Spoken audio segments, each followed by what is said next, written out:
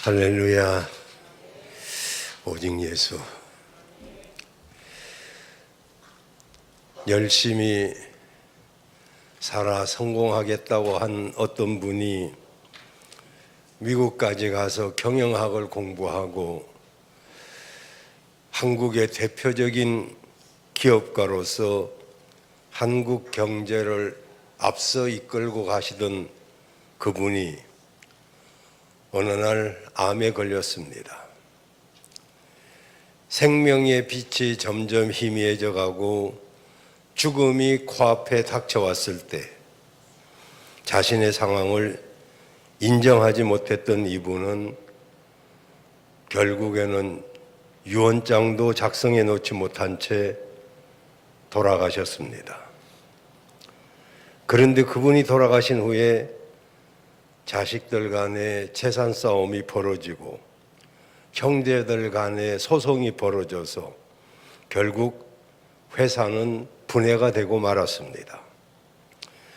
만일 그가 재력가가 아니었더라면, 정말 돈 버는 일이 목적이 되어서 그의 삶을 거기에 올인하지만 않았더라면 자녀들이라도 행복했을 텐데 돈 때문에 불행해진 가족의 슬픈 역사들을 우리나라에서도 볼 수가 있습니다.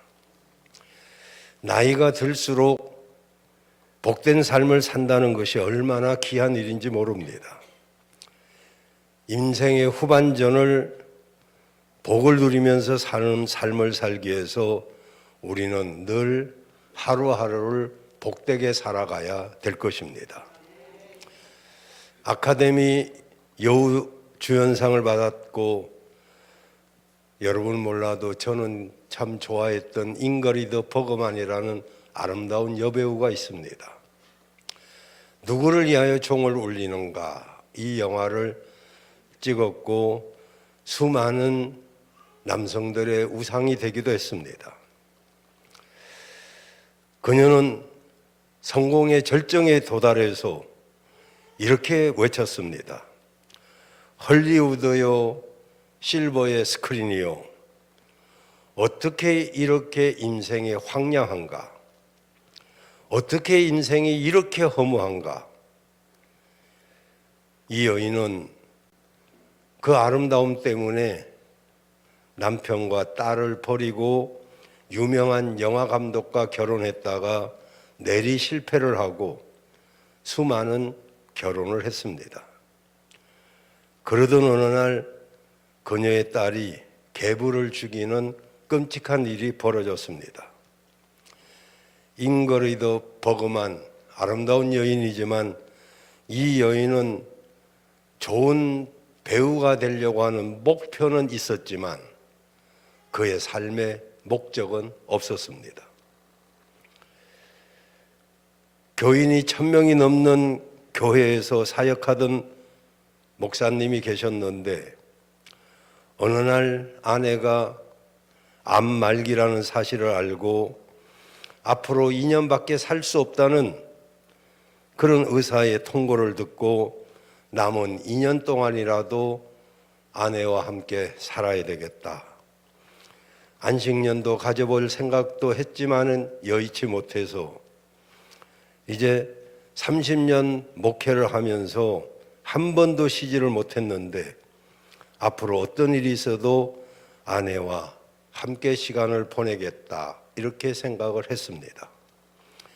그런데 며칠 후 갑자기 새벽 2시에 사모님이 심장마비를 일으켜서 돌아가게 된 위급한 순간을 맞이하게 되었습니다. 그는 누군가의 도움을 청하려고 새벽 2시에 자기의 전화번호부를 살펴보니까 500명 이상 되는 성도의 전화번호가 쭉 있었습니다. 그리고 나서 이 한밤중 새벽에 깨워도 미안하지 않을 성도가 있는가? 정말 누군가 이 위급한 상황 속에 나 좀 도와달라고 부탁할 성도가 있는가 하면서 500명을 쭉 살펴보았는데 한 명도 없더란 것입니다. 500명의 성도가 있는데 정말 나 이렇게 위급하고 나 도움을 받고 싶다, 이 말을 할 사람이 아무도 없더란 것이죠. 결국 아침이 지나서야 그 고통의 절정에서 전화할 사람이 하나도 없이 내가 살아왔다는 것에 대해서 그는 자기 인생이 한쪽에서는 헛되게 살아왔음을 절실히 깨달았습니다. 배가 목적지를 향해서 가면 항해라고 합니다.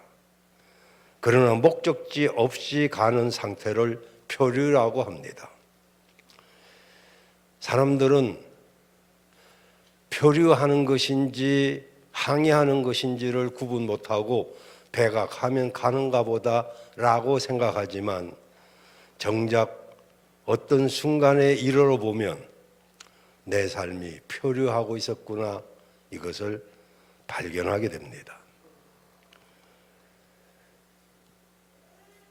저는 멋진 인생의 후반전, 이런 제목으로 말씀을 드리면서 정말 어떻게 그래도 후반전이라도 괜찮을까, 또 우리 나이 드신 분들도 후반전을 어떻게 표류하지 아니하고 항해할 수 있는 인생이 될까, 그런 것을 한참 생각해 봤습니다. 어떤 글에 나이 들어 대접받는 7가지 비결이라는 그런 글이 있더라고요. 노년의 삶을 어떻게 업그레이드 할까? 그 노년의 삶을 업그레이드 하는 그런 지혜를 어떻게 하면 가질 수 있을까? 그래서 이 글은 음료수에 비유해서 세븐업이라고 하는 그런 오래된 음료수인가 그러죠.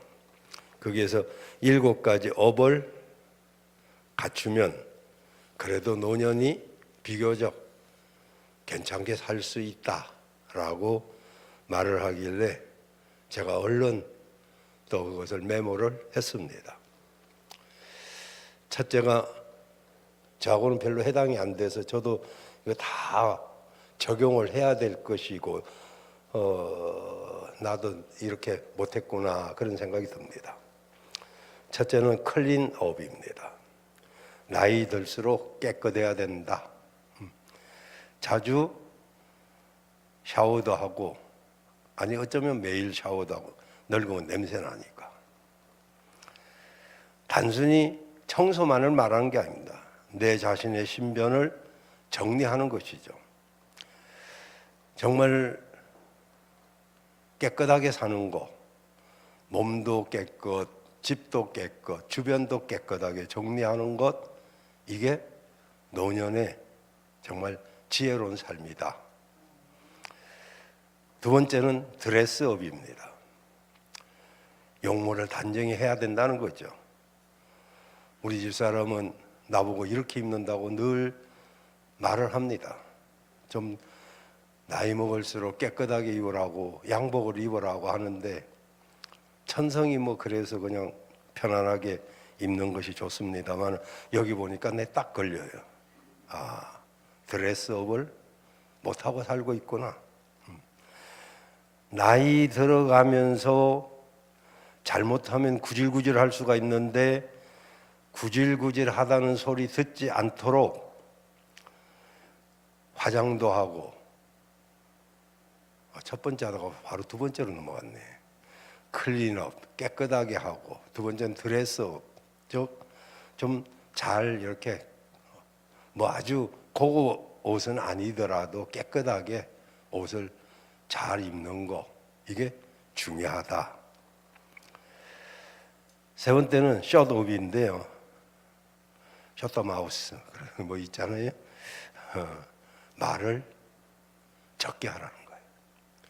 나이가 들어갈수록 말이 많아집니다. 쓸데없는 말을 많이 하는 사람들도 있습니다. 근데 같은 말을 자꾸 반복하는 경향이 있는 사람은 환영받지 못합니다. 가능하면 말을 적게 하고 많이 들어주면서 다른 사람의 이야기를 들어줄 줄 아는 그런 노년이 되어야 된다는 거죠. 네 번째로는 쇼업인데요. 눈에 띄게 활동을 많이 하라는 뜻입니다. 집안에만 있지 말고 어딘가에 자꾸 참석하고, 그리고 교회에 자꾸 참석하고, 사람이 모인 곳에 자꾸 참석하라는 거예요. 집에만 틀어박혀 있으면 정신적으로나 육체적으로나 병이 들기 마련입니다. 그래서 자꾸 쫓아다니는 거, 활동적인 거. 다섯 번째는 취업. 언제나 괜찮아요. 빨리. 꼭 이 시간에 누구 애인이 생겼나? 왜 그래요? 이영순 권사님이 양순이 아닙니까? 사람은 굉장히 양순한데 몰라 또 양순한 사람이 또 영감 하나 숨겨놨는지. 천천히 당황하지 말고 꺼요. 잊어버렸잖아요.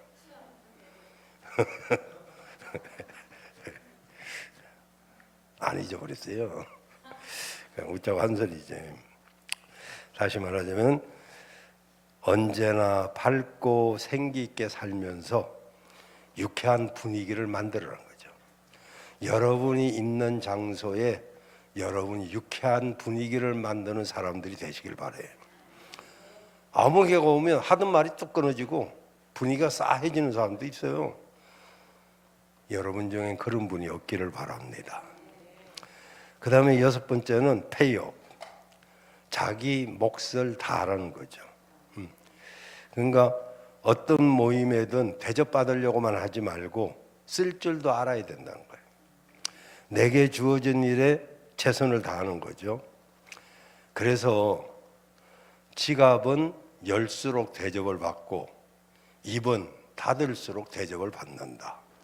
그래서 나이 들면 그래도 없는 살림이지만 자꾸 지갑을 열어서 차라도 한 잔 사줄 줄 알고 자꾸 쓰면 사람이 주변에 모여듭니다. 아무도 아멘 안 하는데 그렇게 입도 닫고 있으면 안 돼요. 입 닫으란다고 아멘까지 닫아버리면 지갑은 더 닫히지.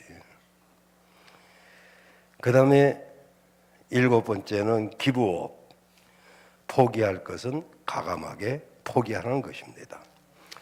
나이가 들수록 작은 것에 집착하는 경향이 생깁니다. 큰 거는 그냥 엄두가 안 나서 그런지 몰라도 작은 것에 너무 집착을 해가지고 거기에 신경을 씁니다. 여러분, 우리는 이왕이면 멋진 후반전을 살아가야 될 것입니다. 전반전은 어떻게 살았든 사실은 최후의 승리자가 승리자죠. 아무리 처음에 승리하고 잘 나갔다 해도 그래 나중에 실패하면 그 인생 전체가 실패되는 거예요. 그래서 여러분 나이 먹었다고 낙심하지 말고 정말 인생 후반전이, 오늘 이 이야기는 저한테 하는 이야기예요. 사실은 인생 후반전이 더 멋있는 그런 여러분들 되시길 바랍니다. 오늘 본문 주인공은 모세입니다. 이게 그냥 넌센스로는 제일 수학 못하는 사람이 모세죠. 알죠? 못 세. 세지를 못해. 쓸데없는 소리, 아재 개그예요. 이 모세는 오늘 본문에 스데반이 설교하는데 나오는 이야기입니다. 스데반이 모세 일생을 세 부분으로 나누어서 설명합니다. 첫째는 물에서 건져낸 후 40년간을 왕궁에서 생활했는데 모세는 그 40세가 되자 민족을 구할 지도자가 되기를 원해서 이제 새로운 도전을 했지만은 그 도전은 살인하는 것으로 끝이 납니다. 두 번째로는 애굽으로 도망친 후에 광야 40년간의 생활인데 이 생활 동안에 정말 실패 같은 삶, 좌절의 삶을 살아갑니다. 정말 우리가 보면, 겉으로 보면 허송생활하면서 아무것도 이루지 못한 그런 삶 같아 보입니다. 그러나 하나님은 그런 모세를 주목해 보셨습니다. 이 40년의 세월을 지내면서 그는 정말 낮아질 대로 낮아지고 80이 되어서야 세 번째 인생을 살게 됩니다. 바로 민족의 지도자로 80에서 120살까지 살았던 것이죠. 모세의 삶은 처음 80년보다 마지막 40년이 더 멋진 삶이었습니다. 정말 이렇게 산다면 얼마나 좋을까 그런 생각이 듭니다. 오늘 함께 예배드리는 여러분 모두가 아직은 젊은 분들이 많지만은 그러나 젊어서도 인생의 후반부를 준비해야 될 줄로 믿습니다. 그래야 나중에 후회 없는 삶을 살아요. 준비가 있으면 그래도 살지만 그냥 준비가 없으면 나중에 후회가 되죠. 저 같은 경우에도 후회될 일들이 많이 있습니다만은 그러나 여러분까지는 후회할 필요 없이 멋있는 그런 후반부가 되시길 바랍니다.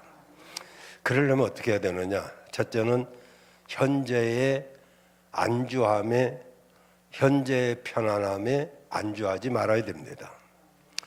사람들은 다 현재의 삶, 편안하면 그 삶을 좋아합니다. 거기에 안주하고 싶어 합니다. 그러죠? 우리가 요즘은 정말 이렇게 보면 살 빼는 것을 굉장히 막 목숨 걸고 하는 사람들이 많이 있어요. 물론 날씬한 게 좋을 수도 있죠. 젊은 사람들은 40, 50대는 44, 42절을 어떻게든 입어보려고 별짓을 다 하는데 다이어트, 죽는 거예요. 그렇다고 편안하게 살면 그것도 죽는 거예요. 너무 막 다이어트에 신경 쓸 건 없지만 그렇다고 너무 퍼져서도 안 돼. 오래 사는 사람은 약간 통통한 사람이지 삐쩍 마른 사람이 오래 살지는 못해요. 나중에 허리가 굽기도 해요. 삐쩍 마르면. 그러니까 약간은 살집이 있는 게 좋습니다만은 어쨌든 현재에 안주하면 몸은 한량없이 늘어납니다. 자, 모세를 보세요. 모세는 공주의 아들입니다. 바로 공주의 아들이죠. 그는 왕궁 생활에 얼마든지 안주할 수 있습니다. 정말 그는 금수저 중에 금수저로 살고 있습니다. 왕이 되거나 왕이 못 돼도 왕족으로 일평생을 편안하게 살 수 있습니다. 그런데 히브리서 11장 24절에 보면 믿음으로 모세는 장성하여 바로의 공주의 아들이라 칭함을 거절하고 그랬어요. 안주하기를 거절했다는 겁니다. 얼마든지 편안하고 안락한 삶을 살 수 있었는데 그런데 그가 새로운 것을 선택했을 때 고생은 되었지만 그러나 새로운 삶이 열리기 시작했습니다. 우리도 편안한 삶 그대로 살고 싶죠. 그대로 누리고 싶고.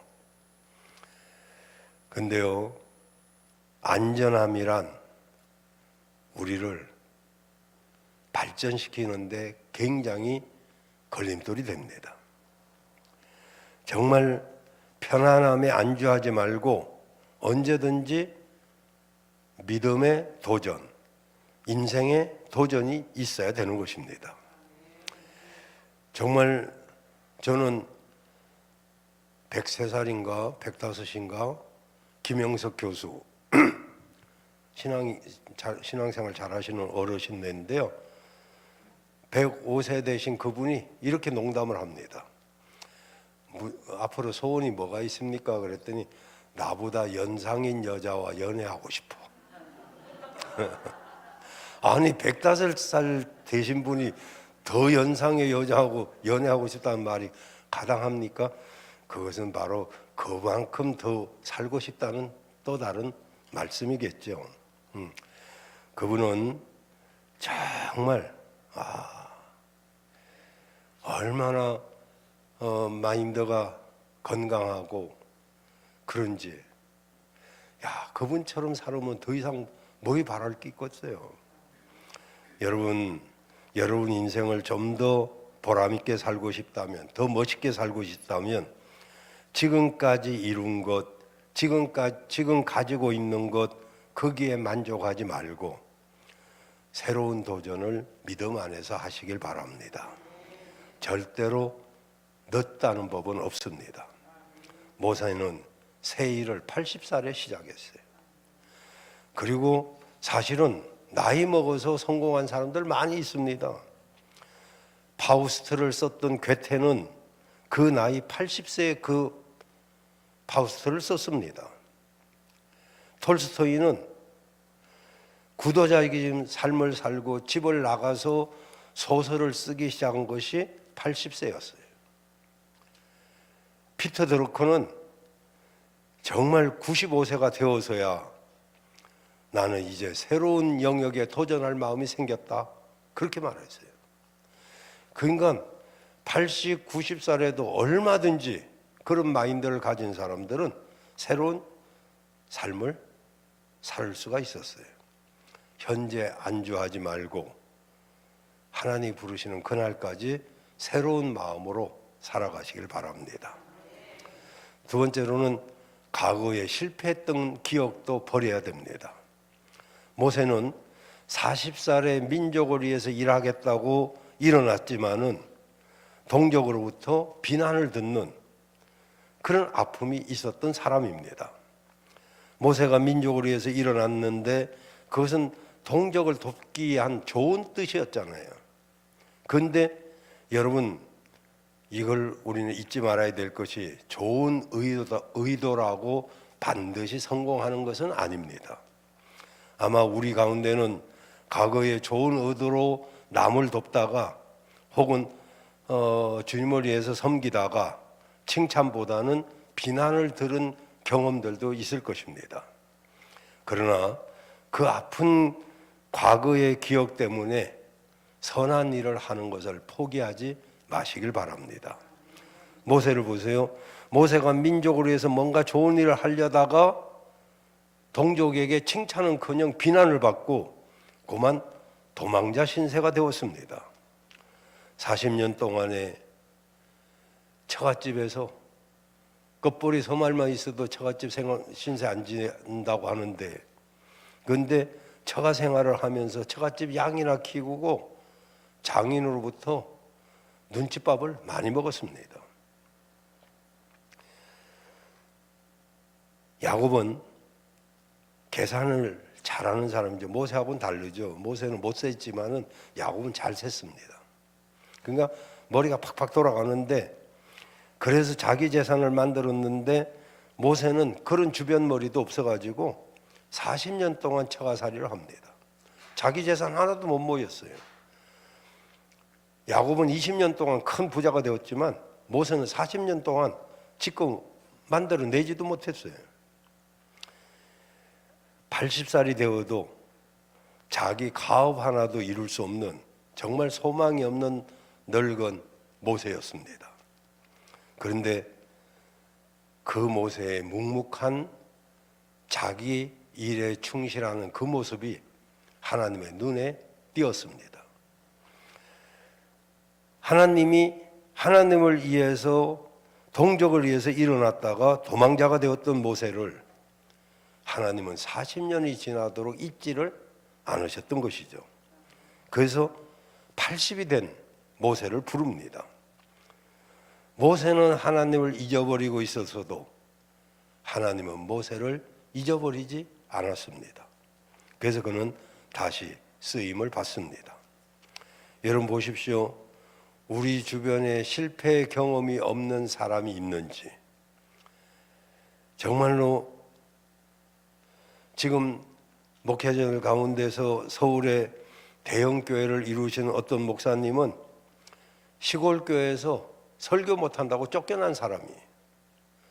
시골 교회에서도 설교 못한다고 쫓겨났는데 오히려 그것이 큰 양약이 되어서 서울에서 큰 교회를 하고 있습니다. 기업을 하는 분들 중에서도 한 번도 실패 없이 승승장구하는 분이 몇 분이나 되겠습니까? 아마 거의 없겠죠. 수많은 사람들 해본 사람들 상담을 저는 극동방에서 신앙 상담을 8년을 했습니다. 그 상담은 가운데 실패를 경험한 후에 성공한 사람들이 훨씬 많았어요. 여러분, 실패는 적이 아니라 친구입니다. 아까도 기업 예배 전한 말씀 중에 이런 말씀이 있었는데요. 지식과 지혜와 명철, 이게 우리가 잘 알아야 될 것인데요. 지식은 책에서 배우는 것입니다. 또 선생한테 배우는 것입니다. 그런데 지혜는 책에서 배우는 게 아닙니다. 삶에서 체험으로 얻어지는 것입니다. 그래서 실패를 통해서, 어려움을 통해서 내 삶에서 체험되는 것이 지혜이기 때문에 이건 돈 주고도 못 사는 거죠. 지식으로 성공할 수는 있지만 지혜는 성공도 하지만 존경도 받습니다. 지식이 지혜의 기초는 되지만 결코 지식은 지혜를 따라갈 수 없습니다. 그런데 그 지혜로운 사람도 명철이 동행하지 않으면 그 지혜도 반쪽입니다. 명철은 바로 그 지혜를 어떻게 쓸 것인가를 분별해내는 능력입니다. 그래서 우리는 지혜와 명철을 얻어야 되고, 잠언서에 보면 지혜와 명철을 가진 사람은 오른손에 부귀와 왼손에 장수의 복이 있다라고 말씀하고 있는 것입니다. 저는 여러분 모두가 혹 실패의 경험이 있다 하더라도 그것 때문에 새로운 일을 시작하는데 망설이고 계신다면 모세를 통해서 그런 상처는 모세에게 도리어 약이 되었다는 것을 살펴보시고 여러분도 다시 일어나는 그런 여러분들 되시기를 바랍니다. 그리고 마지막으로는 미래의 불안함도 하나님께 맡겨버려야 됩니다. 출애굽기 3장에 보면 호렙산에서 양을 치던 모세에게 하나님이 나타나서 애굽에 가서 내 백성을 인도해라 라고 하는 사명을 받습니다. 그러나 모세는 과거의 실패를 생각해가지고 5번이나 거부를 합니다. 하나님 아시잖아요, 나 실패한 거. 그러면서 한 번도 아닙니다. 3번도 아니에요. 5번을 거절합니다.